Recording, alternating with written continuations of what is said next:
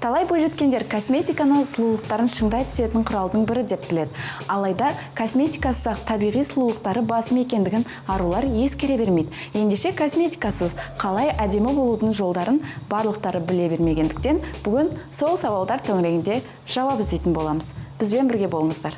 Қыздар үшін боянып сыланып жүру әдетке айналған. Боянуға еті үйренген бойжеткендер үшін косметикалық заттардан бас тартудың өзі қиын. 20 күн қатарынан боянып жүрсеңіз, әдетке айналады. Күнделікті боянуды жаман әдеттер қатарына жатқызуға болады. Алайда боянбай-ақ әдемі болып жүруге болады. Ең оңтайлы жолдары: кез келген аруды сүйкімді ететін әдемі шаш үлгілері, денеге қонымды жарасымды көйлектер, жейделер және тағы басқа әдемі киімдерді мұнтаздай етіп, биік өкшелі аяқ киімдермен, белдемшелерді түрлі сәндік бұйымдар мен үйлестіре киген дұрыс. Негізі шындығына келген кезде мен косметиканы қолданғанды ұнатпаймын.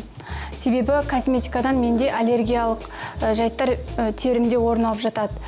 Бетім кейде қышып, бөртіп, сондай болып жатады. Егер бойжеткен қолаң шашты болса, екі немесе бір бұрым қылып өруге болады. Өрілген шашқа түрлі қолөнер бұйымдарын тақса, қыздың сұлулығы арта түседі. Сол сияқты құлаққа түрлі салпыршақ сырғаларды, қолға сақина, жүзік, білезік тәрізді әсем бұйымдарды тағып жүрсеңіз, өте жас болып та көрінуге болады. Күнделікті өмірде косметикасыз табиғи сұлулықпен жүремін. Яғни адамның өзі табиғи сұлулығын өзі түзейтін де адамның өзі ғой. Яғни бәрі Алланың қалауымен, табиғи сұлулыққа жететін нәрсе жоқ.